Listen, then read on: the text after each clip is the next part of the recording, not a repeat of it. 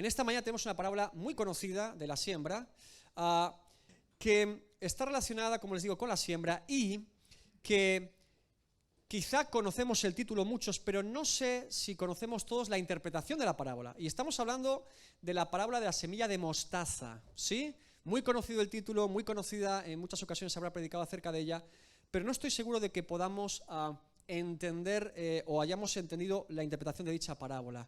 Además, es una parábola en particular que ha generado mucho debate en los círculos académicos y científicos, porque muchos aluden a esta parábola para argumentar en contra de las Escrituras y de la palabra de Dios, y luego más adelante veremos cómo afrontar y confrontar este tipo de argumentos que intentan ir en contra de la palabra de Dios. Así que vamos a hablar de esta parábola, como les digo, se encuentra en Mateo 13, 31 al 32, en Marcos 4, del 30 al 32, y en Lucas 13, del 18 al 19, es decir, está en los tres evangelios sinópticos. Ahora, para ver el contexto de esta parábola, para entender mejor lo que Jesús quiere expresar en ella, hay dos posibilidades. Por un lado tenemos el Evangelio de Lucas, que estamos siguiendo, como saben, y vemos que hay un evento en particular en el que Jesús va a una sinagoga en el día de reposo y liberta y sana a una mujer 18 años endemoniada y con una curvatura extraña en su espalda. Ahora, en el Evangelio de Marcos, en lugar de relatarse este evento, la parábola de la semilla de mostaza se incluye en una secuencia que Jesús hace de tres parábolas sobre la siembra.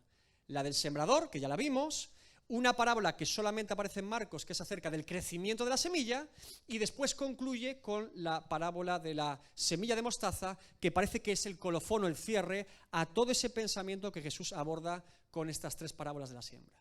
Y esto es importante porque no solamente ocurre en esta ocasión. Veremos más adelante, cuando nos toque la parábola del hijo pródigo, también muy conocida, que hay una secuencia en Lucas de tres parábolas que empiezan a dar luz acerca de una realidad y que la parábola del hijo pródigo es el colofón o el cierre de Jesús. Recuerden que antes de la parábola del hijo pródigo tenemos la parábola de la oveja perdida, de la moneda perdida, y después Jesús cierra con su parábola del hijo pródigo. Este es un caso muy parecido en esta ocasión. Así que vamos a ir a Lucas para ver el contexto del ministerio de Jesús. Lucas 13, 10 al 17, leemos a continuación qué es lo que está ocurriendo antes de que Jesús lance esta parábola. Dice lo siguiente, la palabra de Dios: enseñaba Jesús en una sinagoga en el día de reposo. Bueno, hasta aquí todo normal. Era habitual que los judíos se reuniesen en el día de reposo para leer las Escrituras y compartir acerca de los libros, en este caso del Antiguo Testamento. Todos los judíos iban a la sinagoga en Shabbat para reunirse y que alguien expusiera las Escrituras. Como digo, hasta aquí todo normal, un rabino llamado Jesús en una sinagoga hablando acerca de la palabra. Ahora, verso 11. Y había allí una mujer que desde hacía 18 años tenía espíritu de enfermedad y andaba encorvada y en ninguna manera se podía enderezar. Noten que esta mujer, como vimos ya hace unas predicaciones, el motivo de su enfermedad es una posesión demoníaca. Y como ya dijimos, si bien es bíblico y podemos ver que esto es posible, no podríamos hacer la norma de que toda enfermedad es por causa de una posesión demoníaca. De hecho, la Biblia lo presenta como excepción y por eso se ubica en este caso en particular que esta mujer, el motivo de su enfermedad era una posesión demoníaca desde hace 18 años. Verso 12. Cuando Jesús la vio, la llamó y le dijo: mujer, eres libre de tu enfermedad. Note que dice libre, no sana, haciendo el énfasis claro de que el motivo de la enfermedad es por una opresión y posesión demoníaca. Eres libre de tu enfermedad, le dice. Verso 13, y puso las manos sobre ella, y ella se enderezó luego y glorificaba a Dios. Verso 14, pero el principal de la sinagoga, enojado de que Jesús hubiese sanado en el día de reposo, dijo a la gente: 6 días hay en que se debe trabajar, en estos pues venid y sed sanados, y no en día de reposo. Este hombre, de forma pública, ante toda la sinagoga, después de este evento, amonesta este acto de Jesús, diciendo que no es correcto que en el día de reposo alguien sea sano. Ahora, verso 15, Jesús, el Señor, le respondió también de forma pública, evidentemente: hipócrita, cada uno de vosotros no desata en el día de reposo su buey o su asno del pesebre y lo lleva a beber. Bueno, para aquellos que no saben lo que es un pesebre, aunque les suena el nombre, aquí podemos ver que un pesebre es donde comen los animales. ¿Dónde comen? No dónde beben, porque dice que lo desatan de dónde comen para que vayan a beber. Eso es un pesebre que es curiosamente, como saben, donde Jesús, después de nacer, fue puesto porque no había lugar en ninguna posada en Belén. Ahora, verso 16 dice, y a esta hija de Abraham, es decir, esta mujer era judía, por eso podía acudir a la sinagoga sin ningún tipo de problema de impedimento, que Satanás había atado 18 años, ¿no se le debía desatar de esta ligadura en el día de reposo? Jesús compara el hecho de que un hombre en el día de reposo sea capaz de desatar su bestia para darle de beber con que una mujer 18 años atada por un espíritu demoníaco sea libre hoy. Al decir estas cosas se avergonzaban todos sus adversarios, pero todo el pueblo se regocijaba por todas las cosas gloriosas hechas por él. Como suele ocurrir, como les dije, los religiosos se enfadan y las multitudes lo celebran glorificando a Dios. Ahora, ¿qué clase de situación es esta que nos brinda el Evangelio de Lucas? ¿Cómo es posible que la religiosidad de estos hombres haya llegado a este estado? Noten ciertos detalles.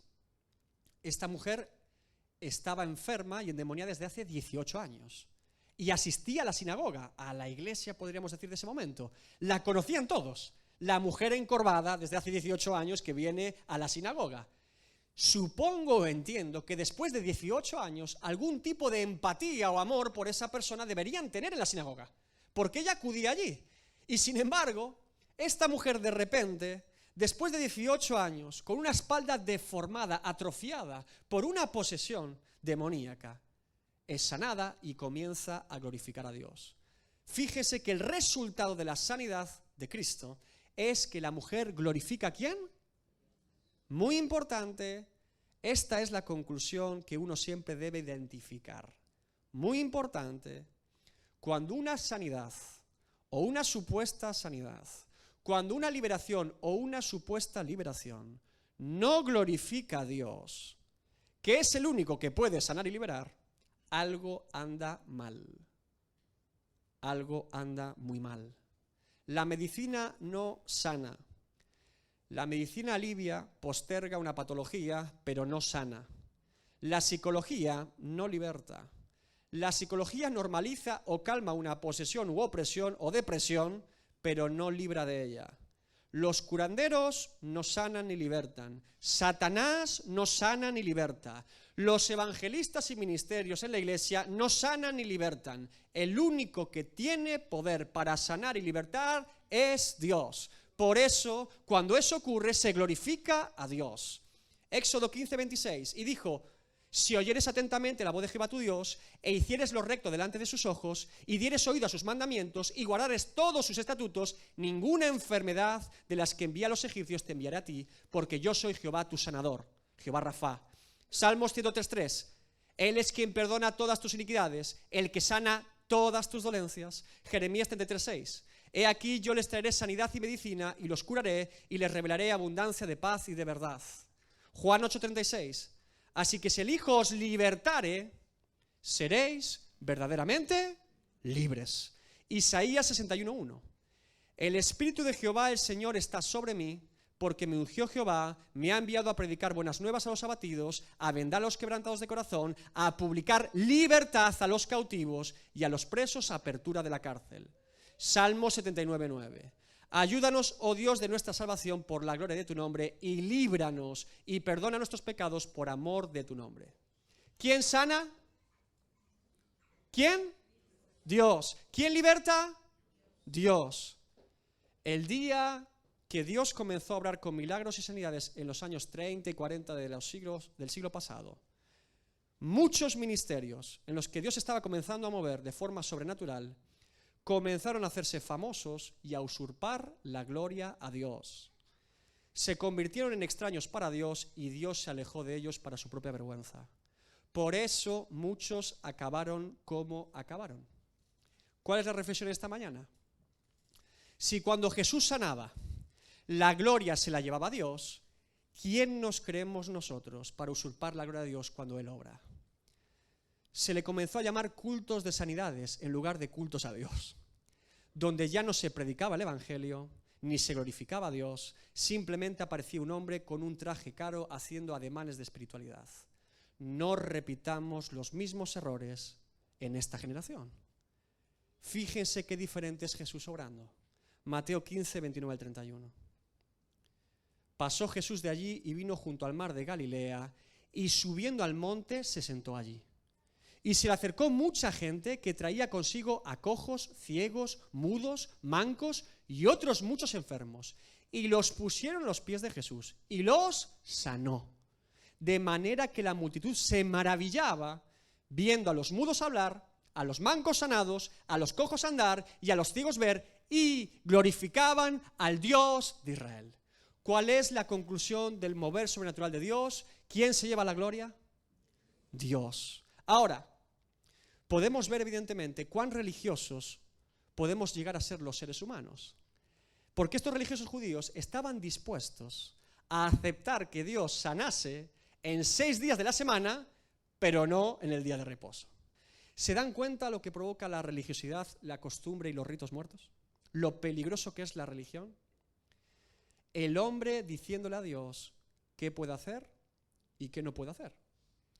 El hombre diciéndole a Dios de qué manera debe obrar y de qué manera no debe obrar.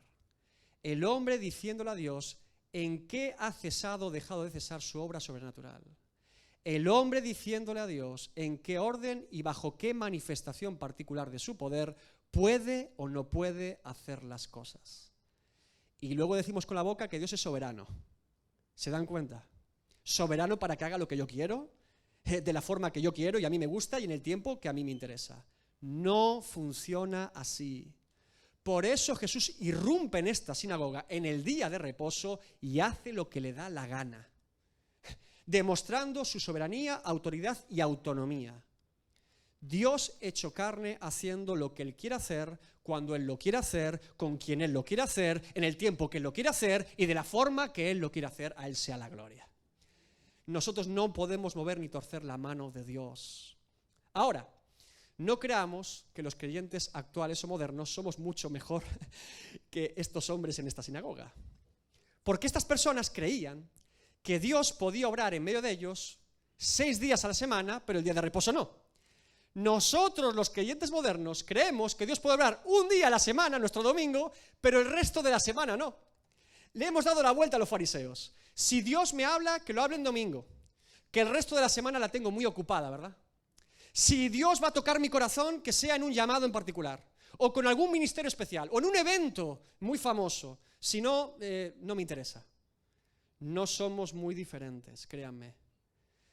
Después de este acontecimiento en esta sinagoga, y previo a la parábola de la semilla de mostaza, vamos ahora a Marcos a ver cuál es esa parábola que solamente se encuentra en Marcos que antecede a la de la semilla de mostaza. Marcos 4, 26 al 29.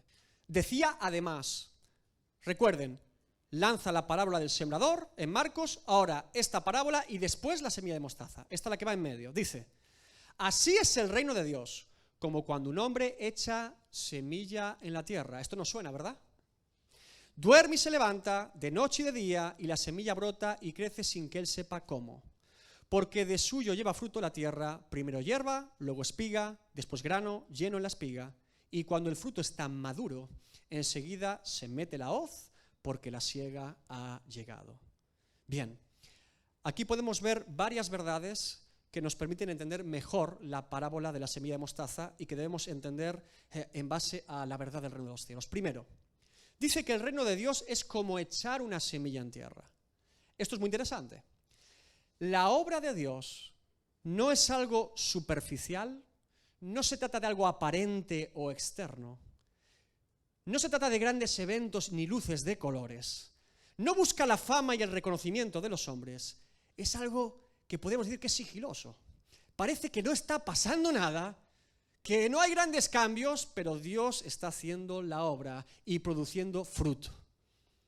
Algo está comenzando a obrar en la vida de esa persona, aunque por fuera exteriormente no estemos viéndolo todavía. El verdadero fruto espiritual provoca en la persona no buscar agradar a los hombres, sino agradar a Dios. La espiga crece no mirando a la tierra, sino mirando al cielo. La segunda lección que podemos ver en esta breve parábola es que la semilla brota sin que el hombre sepa cómo. Dice que la lanza y ve que va creciendo, pero no sabe muy bien cómo. Se nos está hablando de la soberanía y providencia de Dios. Uno planta la semilla, hace lo que debe y puede hacer. Quita la maleza, las malas hierbas, planta la semilla correcta, el Evangelio, pero la semilla tiene que germinar y dar fruto. El sembrador no tiene capacidad de que esa semilla dé fruto por mucho que él se esfuerce. Tiene que confiar en que la semilla lo haga, que la providencia y soberanía de Dios obren para que verdaderamente dé fruto. Cuando lanzamos la semilla a la tierra, ¿saben qué? Es un misterio lo que pueda pasar con esa semilla. Una vez que se lanzó, Dios obra y nosotros confiamos en la voluntad de Dios. El sembrador no tiene capacidad propia de hacer germinar la semilla en la tierra. De eso se trata. Lo que nosotros somos incapaces de hacer, Dios es capaz de hacerlo. Y tercera conclusión en esta breve parábola: la santificación y el fruto del creyente requieren tiempo, paciencia. Primero hierba, luego espiga y después grano lleno en la espiga. Esto nos habla de la paciencia que debemos tener y de siempre confiar en Dios. Saber que en manos de Dios estamos en las mejores manos. Un pastor de cualquier congregación sabe perfectamente, en último término, que la mejor manera de que usted sea pastoreado es que esté en las manos de Cristo, el buen pastor. Un buen pastor de una iglesia local, lo único que procura y pretende es que usted sea pastoreado por Cristo. Siempre he creído que realmente el pastor en una iglesia es más bien el perro ovejero, el que ladra, el tipo que ladra y llama la atención de las ovejas para que no se caigan, no se despisten, no se hagan daño. ¡Wow, wow, wow! El pastor de una congregación es el perro ovejero. Realmente, en último término, debemos entender que el pastor, el dueño de las ovejas, las cuales conocen su voz, el buen pastor es Cristo. Así que recuerde que yo simplemente soy un tipo ladrando, ¿vale? Yo soy un perro ladrando, nada más. Juan 10:14 dice Jesús: yo soy el buen pastor y conozco mis ovejas y las mías me conocen. Un verdadero encuentro con Cristo, un verdadero pastoreo de Cristo en su vida es la mejor manera de que usted sea pastoreado. Aquí estamos simplemente para advertir que usted no corra peligro en algún asunto en su vida en particular. Ahora, vamos, después de este contexto claro, a leer la parábola de la semilla de mostaza. He unificado los textos de Mateo, Marcos y Lucas en la Reina Valera y sería algo parecido a esto. ¿Con qué parábola compararemos y haremos semejante el reino de Dios? Jesús lanza una pregunta y ahora responde: el reino de Dios es semejante al grano de mostaza que un hombre tomó y sembró en su huerto, la cual a la verdad es la más pequeña de todas las semillas que hay en la tierra, pero después de sembrada crece y se hace la mayor de todas las hortalizas y se hace árbol grande de tal manera que las aves del cielo hacen nidos en sus ramas y pueden morar bajo su sombra. Bien, vamos despacio. Jesús comienza con una pregunta. Esto no se les es habitual, pero en este caso lo hace así: ¿con qué compararemos y haremos semejante el reino de Dios? Usted y yo tenemos que aprender a saborear las Escrituras. Estos detalles en los evangelios son maravillosos, porque evidentemente Jesús lanza esta pregunta sabiendo la respuesta. Sabe perfectamente con qué lo va a comparar inmediatamente después. Ahora, a esto se le llama una pregunta retórica. Una pregunta en la que el que lo pregunta ya sabe la respuesta, pero lanza igualmente la pregunta. ¿Por qué Jesús nos haría una pregunta a todos nosotros? ¿Con qué compararemos y haremos semejante al reino de Dios? Recuerden que Jesús es maestro y es muy habitual en los maestros involucrar a la audiencia en lo que se va a enseñar inmediatamente después. Jesús está lanzando una pregunta retórica para que todos los que oyen la pregunta reflexionen y piensen: anda, ¿con qué la comparará? Genera una expectativa en la audiencia para ver con qué la va a comparar. Y no solamente genera una expectativa, sino que incluye e incorpora a los oyentes en la pregunta. Porque me imagino a Pedro pensando: ¿con qué comparar el reino de Dios? Bueno, con una barca gigante, con muchos peces, ¿no? Era pescador. Mateo con un gran tesoro porque era publicano. Cada persona estaría pensando con qué compararía el reino de Dios, y Jesús, sabiéndolo, ahora lanza una comparación que nadie se espera. Algo que rompe los moldes. Por eso es el maestro de maestros. Porque cuando unos pensaban en grandes barcos o en grandes palacios, ahora Jesús lo compara con un pequeño grano de mostaza y rompe todo prejuicio o religiosidad de las personas. unos pensando en grandes lores, en grandes tronos delante del trono de Dios, y él habla de una pequeña semilla de mostaza. Es maravilloso cómo Jesús es el maestro de maestros.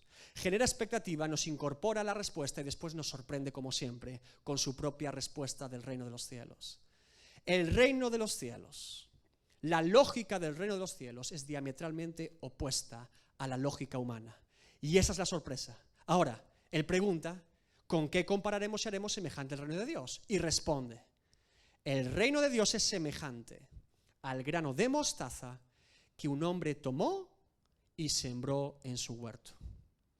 Está tomando evidentemente la misma pauta y patrón que las anteriores parábolas. Siempre hay un hombre sembrando en un campo. Esto es común en la del sembrador, en la que acabamos de leer, y ahora otra vez un hombre sembrando en un campo. Ahora, noten la diferencia, porque en esta parábola hay una diferencia. Es la primera vez que Jesús dice quién es el propietario del campo, en esta parábola en particular. Dice que un hombre tomó y sembró en su huerto, en su campo. Es decir, el propietario de esta tierra en esta parábola es el hombre que siembra. ¿Notan la diferencia? Evidentemente tenemos que entender que en esta parábola de la semilla de mostaza, Jesús está hablando de que el sembrador en último término es Dios y que el campo es suyo, la semilla es suyo, el fruto es suyo y todo procede de Dios. Aquí se traza un claro recordatorio de quién es el campo, quién es el dueño. Sí, claro que Dios obra por medio de una predicación, en la calle, en una iglesia, la oración de alguien. Dios nos incorpora en su obra, pero la obra es de Dios, las semillas de Dios, el campo es de Dios. Nos recuerda en esta parábola quién es el dueño, quién es el soberano, quién es aquel que traza su obra en medio nuestra, la cual a la verdad es la más pequeña de todas las semillas que hay en la tierra. Y como les dije antes, esta frase debo comentarla. Algunos teólogos liberales, librepensadores, científicos y académicos de la alta crítica han tomado este texto bíblico para argumentar o que Jesús no es omnisciente y por lo tanto no sabe todo y por lo tanto no es Dios, o que Jesús, para hacerse entender en ese contexto de la historia, está diciendo algo que sabe que es mentira, pero que la gente no puede comprender. Ahora, el motivo de semejante afirmación es que se ha demostrado científicamente que hay semillas más pequeñas que la semilla de mostaza. Algunas son microscópicas, de un tamaño ínfimo y muy pequeño. Ahora, el problema aquí, como les digo, es cómo afrontamos nuestra lectura de la palabra de Dios. La palabra de Dios no miente, pero nosotros nos confundimos muchas veces. Si Jesús está diciendo que esta es la semilla más pequeña del campo y resulta que hay semillas más pequeñas del campo, un científico dice, bueno, está mintiendo o no sabe, es un ignorante. Ahora, ante este tipo de argumentos, respondo de forma clara y contundente, escúcheme bien, ante este tipo de argumentos. Primero, el primer error es escuchar la argumentación acerca de Dios de personas que no creen en Dios ni se relacionan con Él. El primer error es escuchar voces de personas que no conocen a Dios ni creen en Dios para hablar acerca de Dios. Cuando una persona se acerca a la palabra de Dios, no para conocer a Dios, sino para negar a Dios, la palabra de Dios está velada para él. Es incapaz de entender y de comprender la palabra de Dios y su corazón endurecido solo pretende leer esos textos como pretexto para su incredulidad. El segundo error es ignorar el propio texto bíblico y el propósito de lo que Jesús está diciendo en esta parábola. Niego con rotundidad que Jesús esté mintiendo a esta multitud, ocultando que hay semillas más pequeñas, y niego con rotundidad que Jesús esté ignorando que hay semillas más pequeñas que la de mostaza. Ahora, esto evidentemente debe ser así porque todo lo creado fue por Él. Jesús conoce perfectamente la creación, Juan 1:3.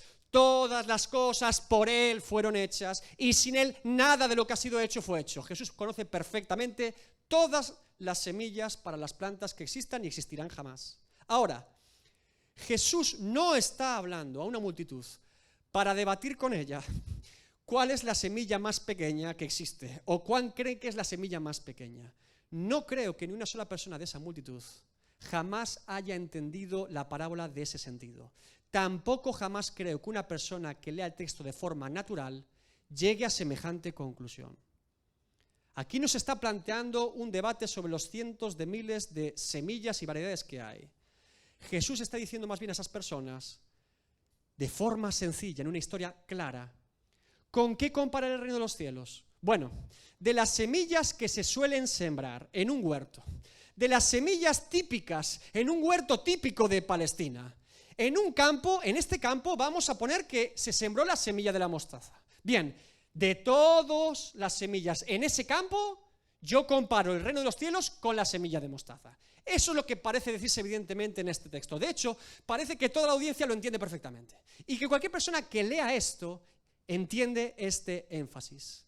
Ahora, la parábola era una historia común que iba con una verdad del reino de los cielos, no una verdad del reino vegetal acerca de cuán grande o cuán pequeña es una semilla en particular. Tampoco una parábola era para demostrar el conocimiento botánico de Jesús. Jesús no está acomodando el mensaje a la ignorancia de la época. Jesús no está adaptando un mensaje para ser entendible. Jesús está diciendo lo que está diciendo, y es que en esta historia, en ese campo, la semilla más pequeña es la semilla de mostaza. Eso es lo que está ocurriendo allí. Si aceptáramos la idea de que Jesús oculta información en esta parábola a las personas de Palestina y que no dice una verdad plena, estaríamos diciendo que Dios nos miente de alguna manera para hacerse entender. ¿Se dan cuenta del problema? Dios no miente. Dios no miente. Santifícalos en tu verdad, tu palabra es verdad. Dios no miente, no hay engaño en Él, es veraz, su palabra es verdad, Él es confiable.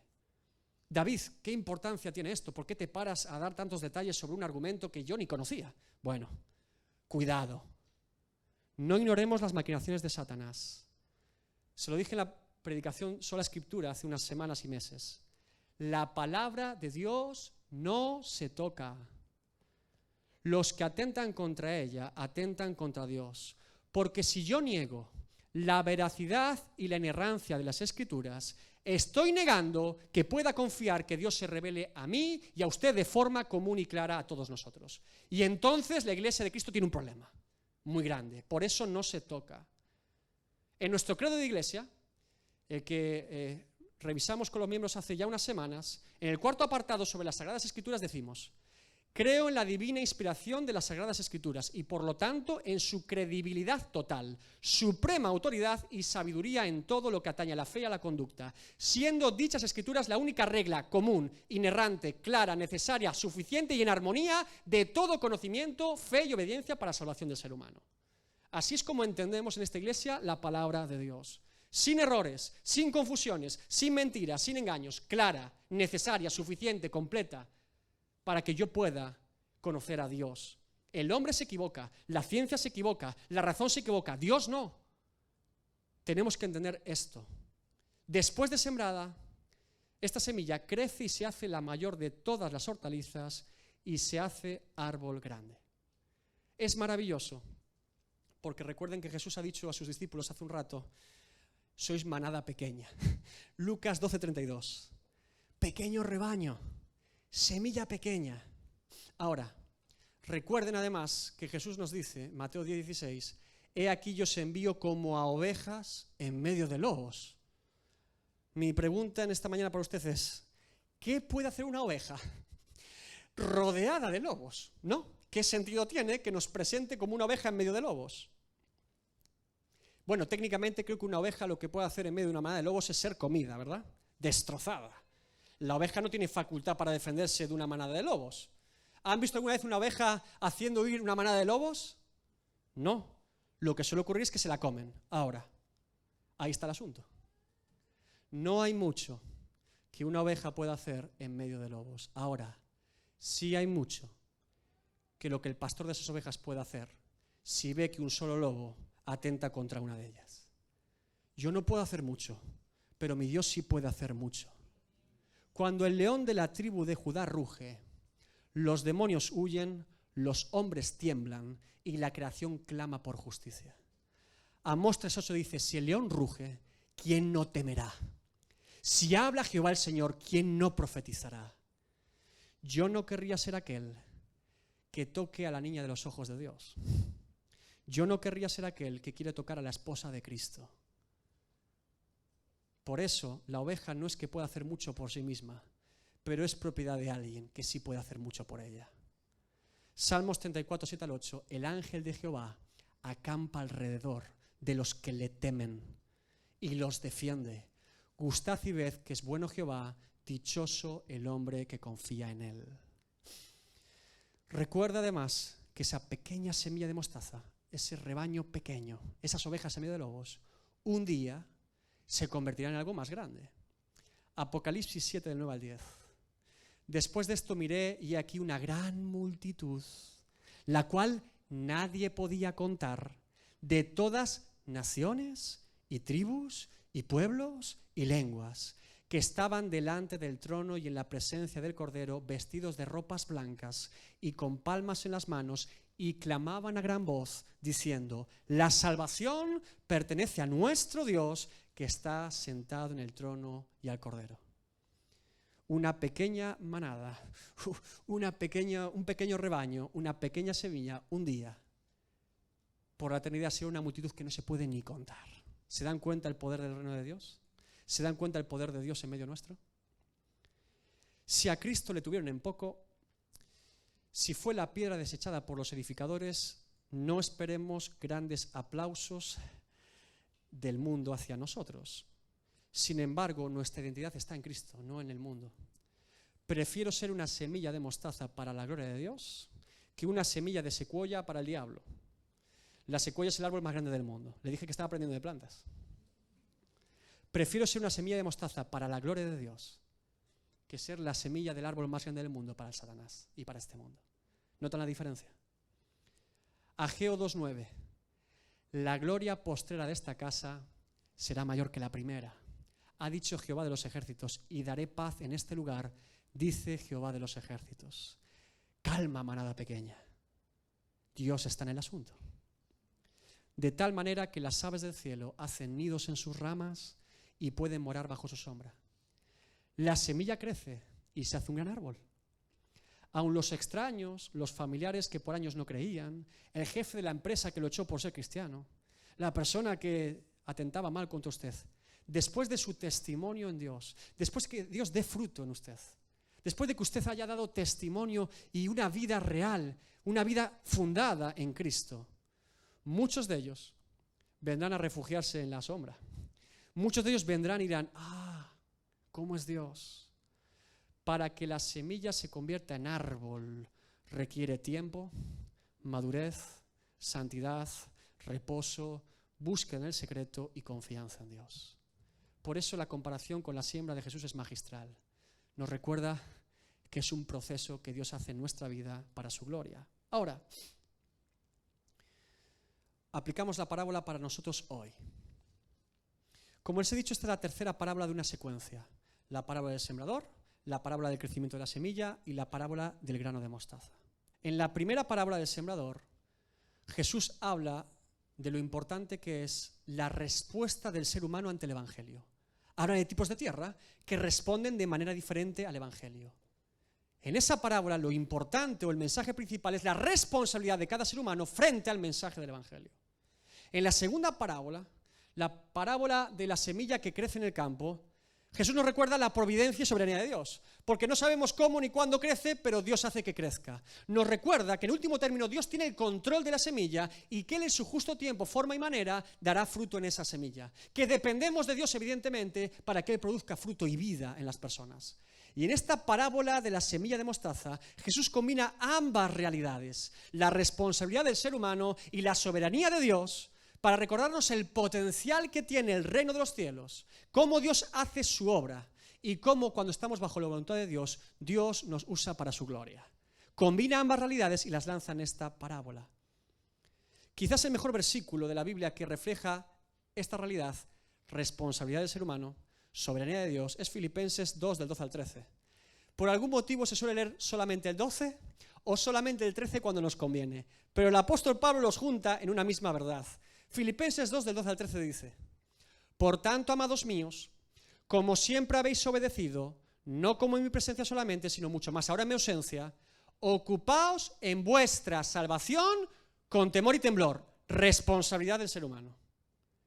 Verso 13, porque Dios es el que en vosotros produce así el querer como el hacer por su buena voluntad, soberanía y providencia de Dios. ¿Se dan cuenta? Es el texto idóneo para entender ambas realidades en la Biblia. Ahora, David, entrando ya en teología y doctrina, ¿cómo responderías bíblicamente? ¿Qué responsabilidad tiene el ser humano ante Dios y cómo la soberanía de Dios está por encima de la voluntad del ser humano? Yo le respondo, sí. Mi respuesta es sí. Si usted me pregunta, ¿Dios imputa la responsabilidad al ser humano de lo que hace? Sí. ¿Dios es soberano y determina y establece lo que Él quiere? Sí. Mi respuesta es sí. ¿Suficiente? ¿No? Lea la Biblia. No puedo hacer más. La respuesta correcta y humilde delante de Dios es sí. Dios va a demandar responsabilidad a cada persona y ser humano que se presente delante de Él. Sí. ¿Dios es soberano? ¿Su voluntad se cumple por encima de la nuestra? Sí. Ambas son ciertas. Ahora, resuelto el enigma, quiero centrarme en la aplicación de esta parábola brevemente. Primero, se nos recuerdan cosas muy importantes aquí. Primero, Jesús nos recuerda que debemos confiar, por lo tanto, en la soberanía y providencia de Dios, en nuestra vida y en su gracia, que es por la gracia de Dios, que es por su soberanía, por su providencia, que realmente la semilla da fruto, que no es ningún protagonismo nuestro, que no es ninguna virtud propia, sino que es Dios obrando en nosotros. Ezequiel 36, 26 a 27. Os daré corazón nuevo y pondré espíritu nuevo dentro de vosotros y quitaré de vuestra carne el corazón de piedra y os daré un corazón de carne y pondré dentro de vosotros mi espíritu y haré que andéis en mis estatutos y guardéis mis preceptos y los pongáis por obra. Efesios 2 del 8 al 9, porque por gracia sois salvos por medio de la fe, y esto no de vosotros, pues es don de Dios, no por obras para que nadie se gloríe. Debo confiar en la soberanía y providencia de Dios en mi vida y en su gracia. Ahora, también nos recuerda que debo disponer mi vida a Dios por medio de Cristo, que debo ser valiente. Ezequiel 18:31. Echad de vosotros todas vuestras transgresiones con que habéis pecado y haceos un corazón nuevo y un espíritu nuevo. ¿Por qué moriréis, casa de Israel? Como escribió el rey David cuando es expuesto públicamente por Natán por su pecado con Betsabé y con Urías. Fíjese lo que escribe en el Salmo 51, 10 al 12. Ha sido expuesto públicamente por su pecado y ahora David reflexiona en este salmo. Crea en mí, oh Dios. ¿Quién lo crea? Dios. ¿En quién? En mí. ¿Quién lo pide? Yo. Un corazón limpio. Renueva un espíritu recto dentro de mí. No me eches de delante de ti y no quites de mí tu santo espíritu. Vuélveme al gozo de tu salvación y espíritu noble me sustente. Debo disponer mi vida delante de Dios por medio de Cristo. Debo ser valiente. Miren, David sabe perfectamente que no puede transformarse a sí mismo. David sabe que no puede reformarse a sí mismo, pero sí sabe que puede pedir ayuda a Dios. Eso lo tiene claro. El hijo pródigo no sabía toda la bendición y amor que le esperaba cuando volviese a casa de su padre. De hecho, esperaba menos de lo que recibió. Pero el hijo pródigo sí sabía lo que le esperaba si seguía comiendo con esos cerdos. Y por eso volvió corriendo a casa de su padre. La mujer sirofenicia no sabía si Jesús querría liberar a su hija endemoniada, pero sí sabía que Jesús podía liberar a su hija endemoniada. Y aun como un perrillo se acercó a la mesa de su amo y su fe fue vista por Cristo.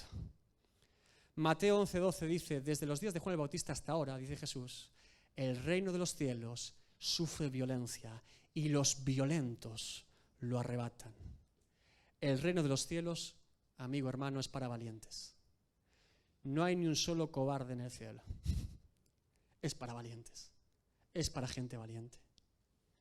Tercera reflexión, debo saber que mis fuerzas yo no soy capaz de dar fruto, ni de dar sombra, ni cobijo a nadie, ni siquiera a mí mismo. Salmos 127:1, si Jehová no edificare la casa, en vano trabajan los que la edifican. Si Jehová no guardare la ciudad, en vano vela la guardia. Si venimos a reunirnos aquí a honrar a Dios y Dios no está en el asunto, estamos haciendo el ridículo. ¿Me oyó? Ahora, ya saben cuánto ridículo se hace hoy en día en muchos lugares. Si Dios no está en el asunto, si Dios no está siendo glorificado, si Dios no está siendo adorado en una iglesia, ¿qué estamos haciendo? Debemos recordar cuál es el propósito de venir cada domingo aquí o cada momento que Dios nos lo permita. Venimos a glorificar y honrar a Dios. Y si Dios no edifica la casa, por mucho que hagamos actividades, por mucho que hagamos grandes templos, en vano estamos haciendo la obra. Jesús recuerda a sus discípulos Juan 15:5. Yo soy la vid y vosotros los pámpanos. El que permanece en mí y yo en él, éste lleva mucho fruto, porque separados de mí, nada podéis hacer. Debo recordar y saber que en mis fuerzas yo no puedo dar fruto, que en mis fuerzas yo no puedo dar sombra, no puedo dar cobijo a nadie, ni siquiera a mí mismo. Ahora, también debo recordar esto cuando Dios me use para dar fruto y que yo pueda obrar en otros por medio de la obra que Cristo ha hecho en mí. Debo recordar esto cuando yo vea que Dios sí me está usando para su gloria. Efesios 3:20-21, dice: y a aquel que es poderoso para hacer todas las cosas mucho más abundantemente de lo que pedimos o entendemos, según el poder que actúa en nosotros. ¿Ven cómo Dios nos incorpora en su obra? El poder actúa en nosotros, pero ¿qué dice Pablo? A Él sea la gloria en la iglesia, en Cristo Jesús, por todas las edades, por los siglos de los siglos. Amén. O como dice a los Corintios, 2 Corintios 4:7, pero tenemos este tesoro en vasos de barro, para que la excelencia del poder sea de Dios y no de nosotros. Por eso Dios no comparte su gloria. Si Dios me usa para dar fruto, a Él sea la gloria, yo no tengo ninguna virtud. Si Dios obra y da fruto en mi vida, a Él sea la gloria, yo no tengo ninguna virtud. Debo confiar en la obra de Dios en mí y debo disponer mi vida delante de Dios por medio de Cristo. Así se resuelve esta parábola. Ahora, ovejas en medio de lobos, ¿verdad? Semillas de mostaza en medio de una plantación, la más pequeñita, la más ridícula, como niños en medio de supuestos adultos, dice Jesús, ¿verdad? Fe, valor, humildad y paciencia son los valores que resumen esta parábola. Fe en Dios, valor para ponerse delante de Dios, humildad para reconocer que yo no puedo y paciencia para que Dios haga la obra en mí. Resumen la parábola de la semilla de mostaza. ¿Qué tipo de semilla quieres ser hoy? ¿Qué tipo de semilla quieres que Dios plante en ti? ¿Qué buscamos de Dios? ¿Su gloria o la nuestra? ¿La gloria de los hombres? Esa no merece mucho la pena. Esa viene y va. Fíjense los políticos, buscan esa todo el tiempo y nunca la encuentran, Amados, odiados, venerados, olvidados. El hombre no es confiable. La razón no es confiable. La ciencia no es confiable. Dios sí. Ponte de pie en esta mañana.